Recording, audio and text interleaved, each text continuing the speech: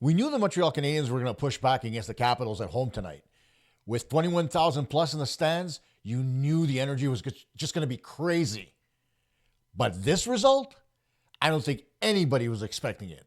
Time to drop the puck on Survivor Goaltender.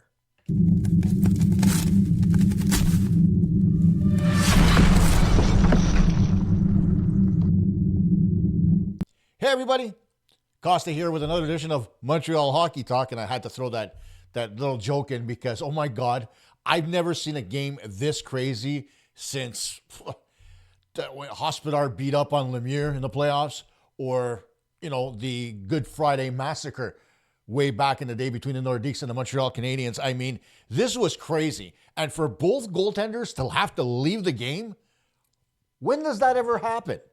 The Canadiens having to address their E-bug. I'm not even going to try to pronounce his name because I got one quick look at it and that was it. But he's a cop. And he dressed and then he emptied out the chair. God knows why. But one way or the other, the Montreal Canadiens came out in this hockey game strong. I don't think that the Washington Capitals were prepared for the onslaught that the Canadiens brought on. They doubled them up in shots. They absolutely obliterated them almost 2-1 in hits. And just overall, the Canadiens were the better hockey team. And it's a complete reversal from what we saw in Washington in the games 1 and 2. In games 1 and 2, it was Washington that was physical. It was Washington that was beating down the Montreal Canadiens defense. Tonight was a complete reversal of fortune, starting with Slafkovsky and Josh Anderson. I mean, both those guys were obliterating people all over the ice. Anderson didn't get on the score sheet, but he had an impact on this game beyond just the hits, beyond the scoring chances, and that little brouhaha on the Washington bench between him and Tom Wilson, which was really funny. And if anybody wants to start making memes of Tom Wilson doing the wah-wah on the bench, please send them my way. I do it via social media at mtlhockeytalk.bsky.social or on our Facebook page or wherever you want to put them, because, oh my God, I'm going to have a laugh with those all playoff long. But let's get serious. The first line led the way tonight. Caulfield, the number one star in the hockey game. I forget. You think I finished with a goal and 2 assists, was it? No, a goal and an assist. Slafkovsky had a goal. Suzuki had a goal. Hudson had a couple of points. I mean, you can just go through the list of things that went extremely well for the Montreal Canadiens. There were a couple of bad things that happened to them on the ice, especially given the fact that they lost Sam Montable, their scoring goaltender. And for all intents and purposes, I'm not going to say I'm happy about it because you never want to see a player go down. But I have to say that I wasn't, again, impressed with the first and second goal that he allowed. And so, that's just me because I'm a goaltender. I scrutinize goalies all day long. And so the first goal, bad rebound. The second goal, I thought he could have challenged a little bit more. It is what it is. But to see him go down with a leg injury, that's never good for a butterfly goaltender. And what happened to Logan Thompson when Slafkovsky scored the 5th goal of the game and Dylan Strome fell all over him? I mean, was it the 5th? Yeah, it was the 5th goal of the game. I mean, you never want to see that happen to a goalie. We've been through that with all the trials and tribulations of Carey Price's knee as a fan base. So you never want to see that happen to somebody else's starting goaltender, regardless of the situation. But and Thompson tonight, it wasn't just that knee, but he took shots to the head, literally shots, not somebody cross-checking him, but slap shots. He got hit at least a couple times, one just underneath the mask and once right in the mask that popped his strap that I can recall. And the Canadiens were shooting high all night long and buzzing pucks by his head. He had to stop pucks with his shoulder, his blocker up high, his glove. I mean, they did a good job of getting pucks on net tonight. I mean, I think overall they missed what? Let's say that Washington had 19 blocked shots. That's 59 shots plus whatever missed the net. So the Canadiens must have had at least, let me look here. It doesn't even say it there. Damn it. Hang on. I'm going to get back to it. I believe the Canadiens had at least 80 shot attempts.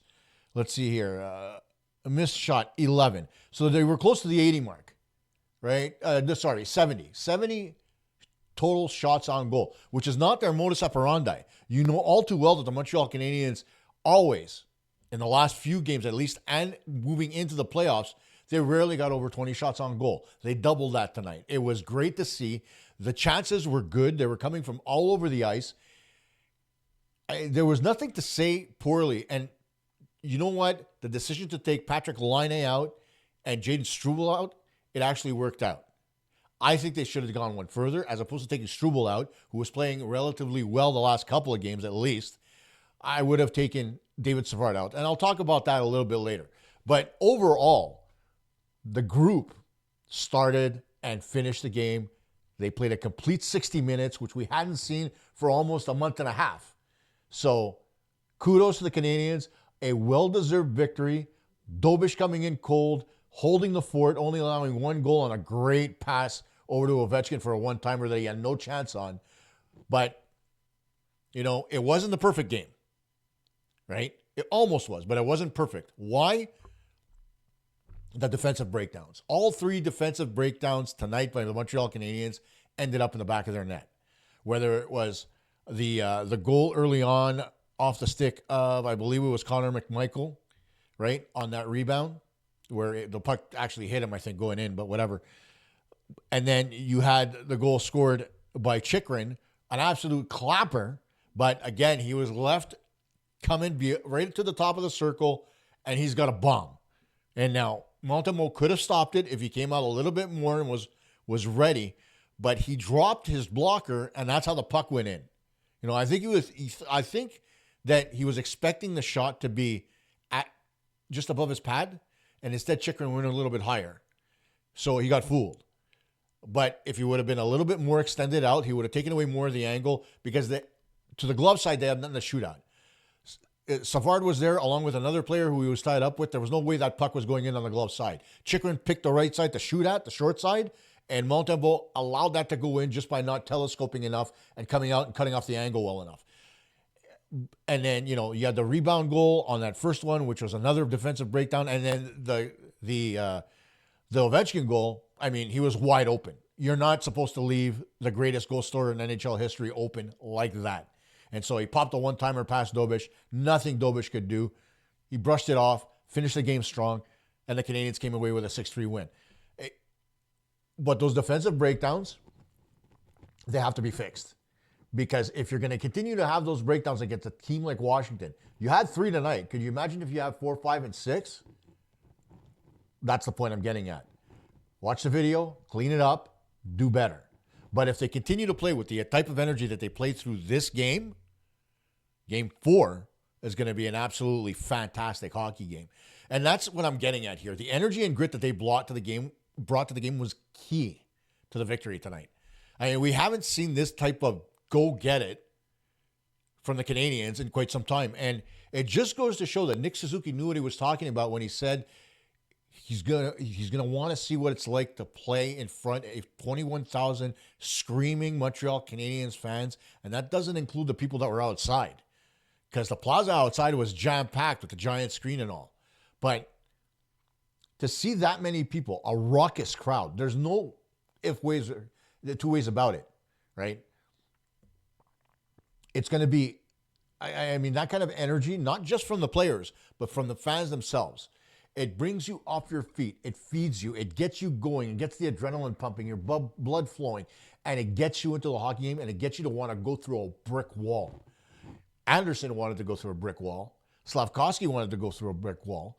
Goalie threw a couple of hits. Savard threw a couple of hits. I mean, the list goes on and on, right, when the Canadiens are concerned.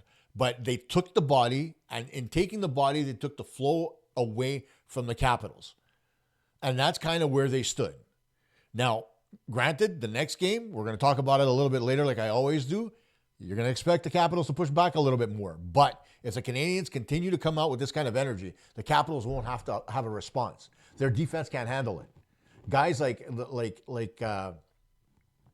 Roy and so forth can't handle that type of pressure. John Carlson, he's known to be a good two-way defenseman, defensively and offensively, his ability to get a first pass out. But when he's pressured, he's nowhere near as good. The same holds true for the rest of the defense corps on Washington. So we'll see. The Canadiens have to continue to push. That forecheck has to be strong. When they're killing penalties, they have to make sure they pressure the puck. They did that tonight. Washington didn't get very many good looks on the power play. The Canadiens' power play looked absolutely energized with Laine out, Caulfield on the opposite side, and Demidov on that first unit. It completely changes the dynamic. That and the fact that, it's something that I brought up with my good friend Rick Springhetti a few games back, is I forget what game we were watching, but I watched a team bring the puck up ice with 3 guys. And I asked them, why don't the Canadiens do that? Check this out. Lo and behold, tonight, the Canadiens go into the slingshot, and there's not 1 or 2, but there's 3 forwards coming up the ice in synchronicity. So basically, they come across the blue line with the same speed and have momentum to go into the zone and pick up pucks with the defenseman still hanging back and being able to cover, which is what you want, because the one guy back on the power play can create an on-man situation going back the other way if a pass is off the mark.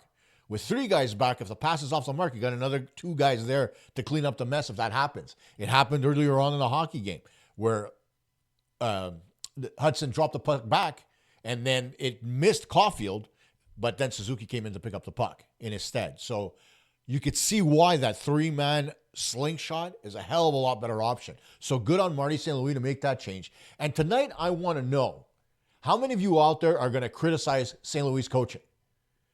Because all I've seen on social media, especially on the pages for Montreal Hockey Talk, is the vitriol against St. Louis because he doesn't know how to coach. I don't know about you, but I watched this team tonight, and I think he coached it pretty damn well.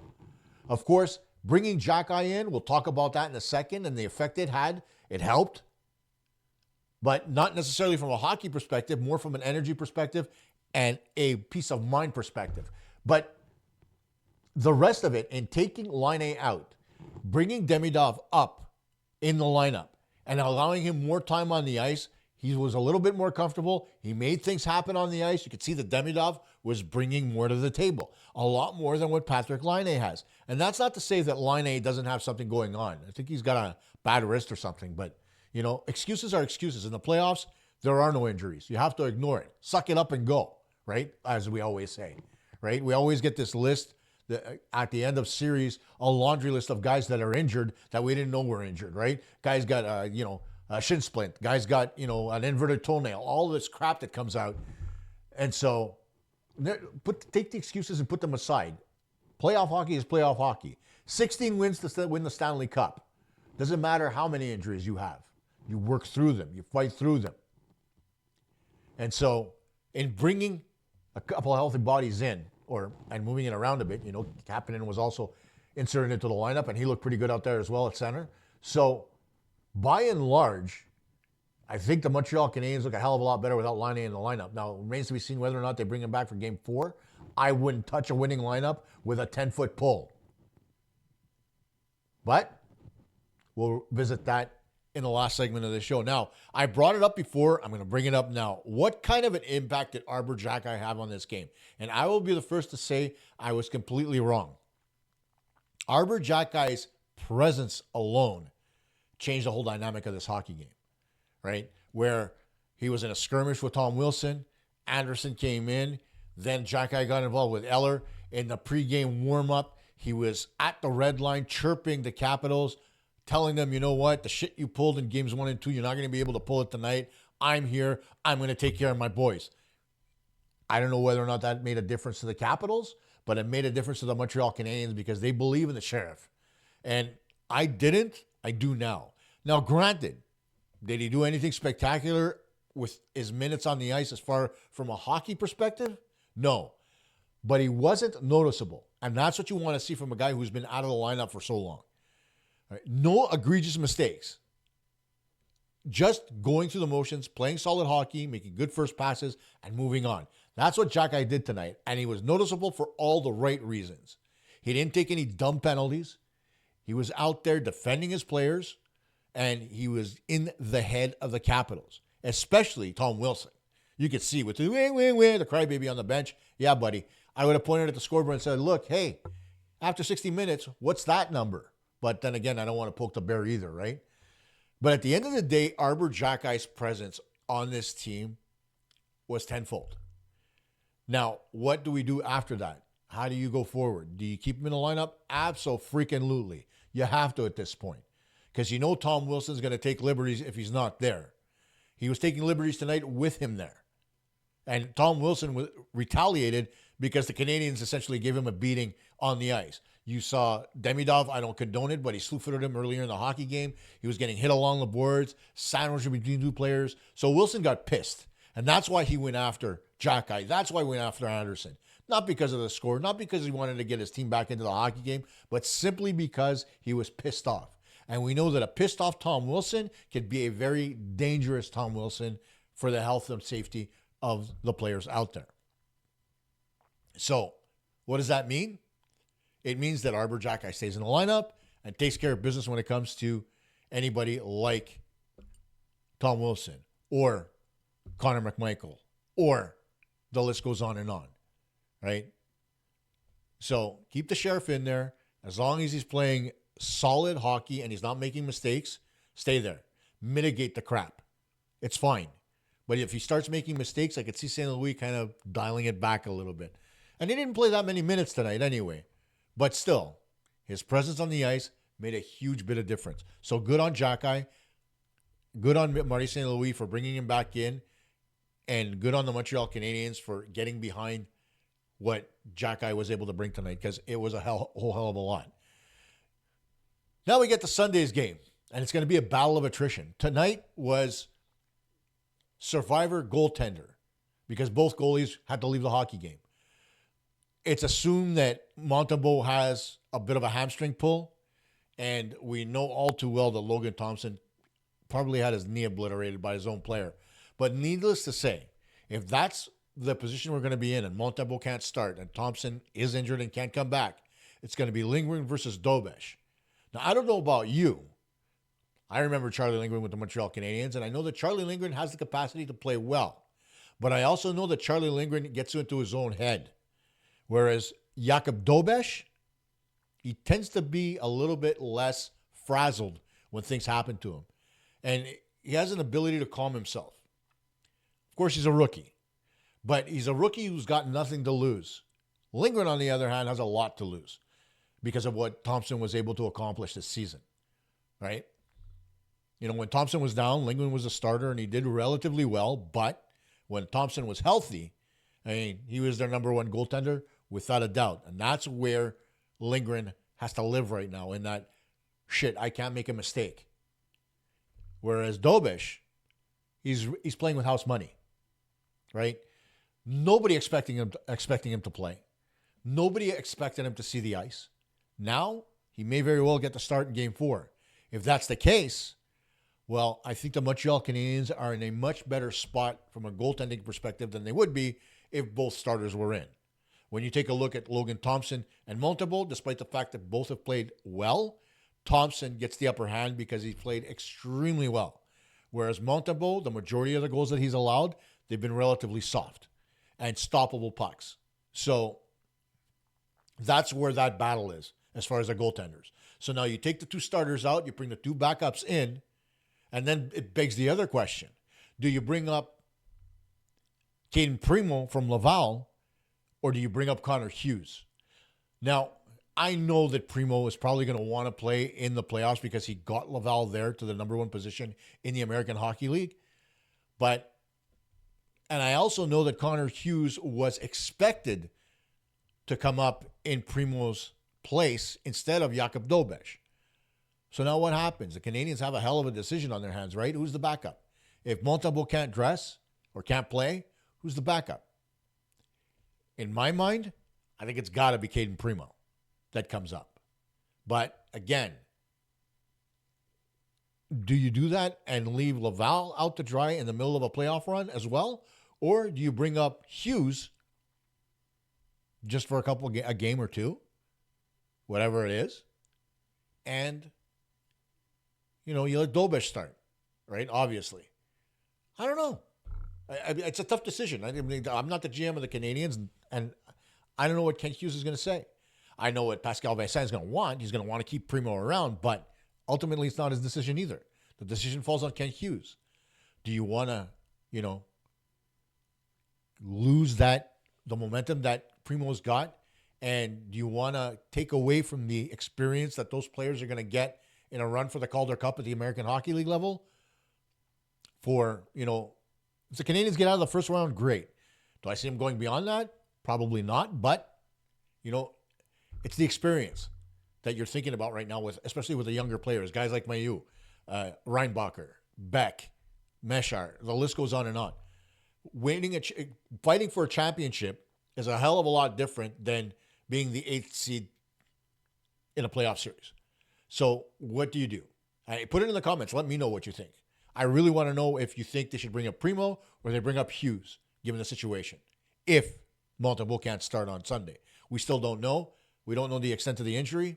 We'll only know that probably around game time because everything's always hush-hush with injuries and stuff. It's going to be, Monty's got a lower body injury. Oh, Thompson's got a lower body injury. Yeah, Thompson fucked up his knee, and Montreal looks like he pulled a hamstring because he was able to walk.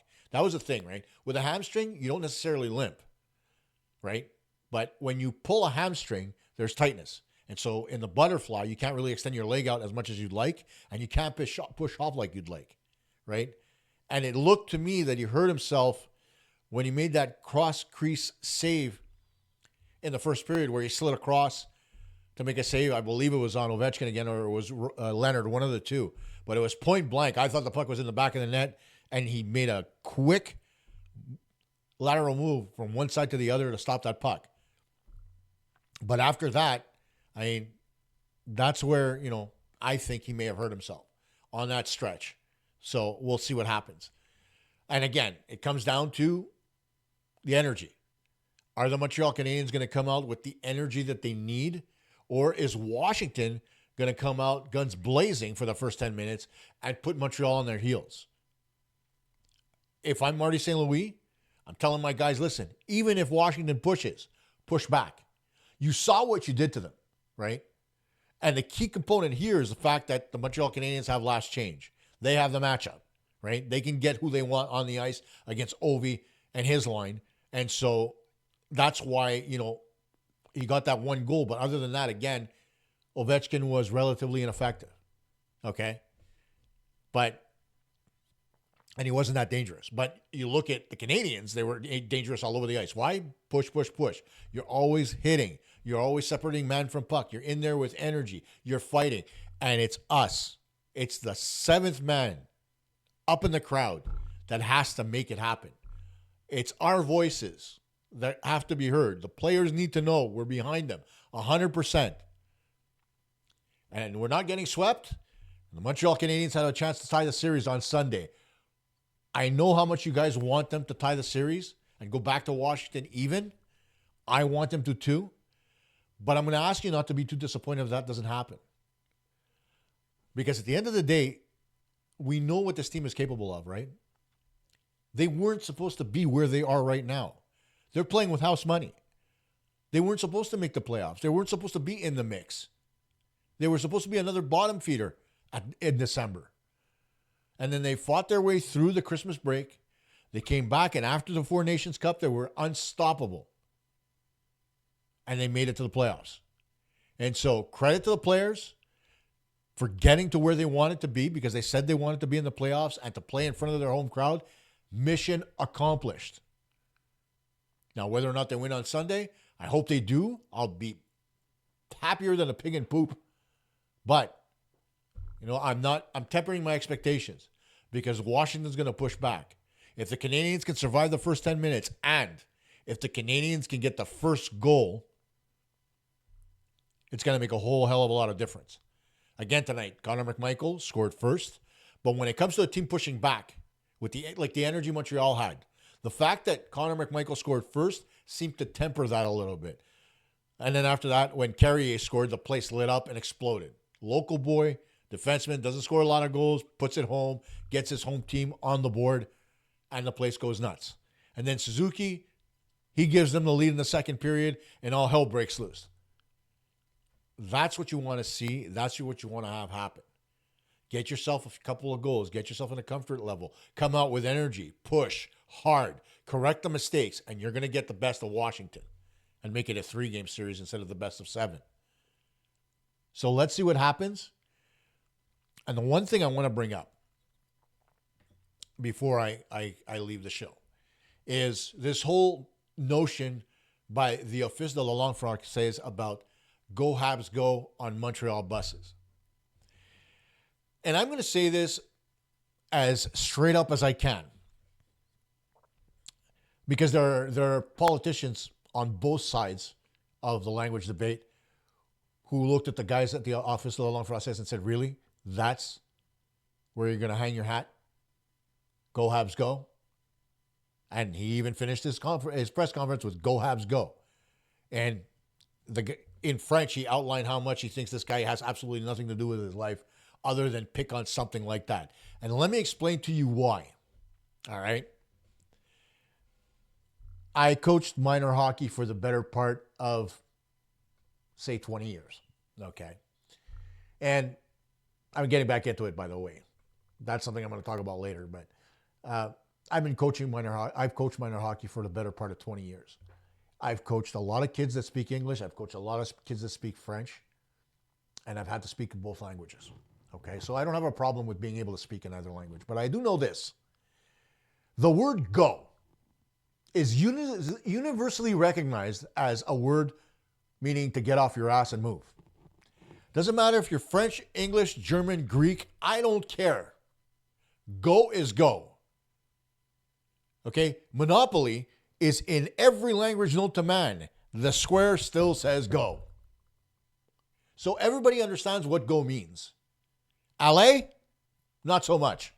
Okay? And for this idiot over at the OQLF, let me run a little bit of history by you, buddy, so you can understand. The word Habs, or the name Habs, is short for habitant, which is a French word. So when people say go Habs go, an English guy didn't make this shit up. It was a French guy that made it up.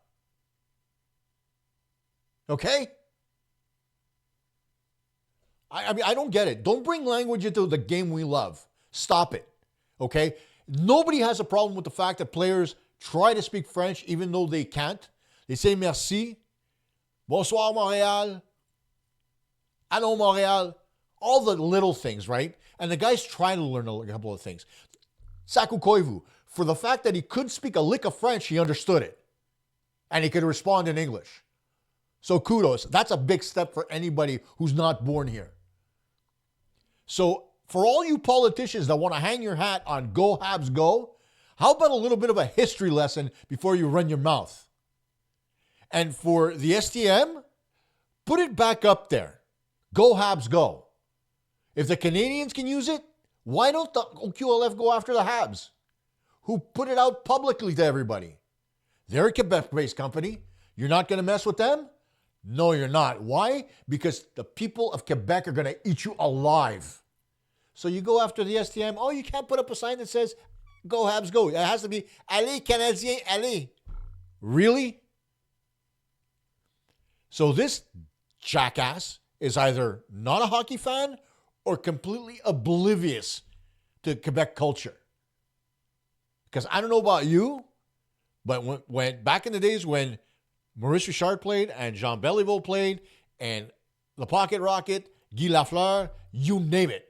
For every French-Canadian superstar that this team has had, Patrick Roy, Eric Desjardins, the list goes on and on. Okay?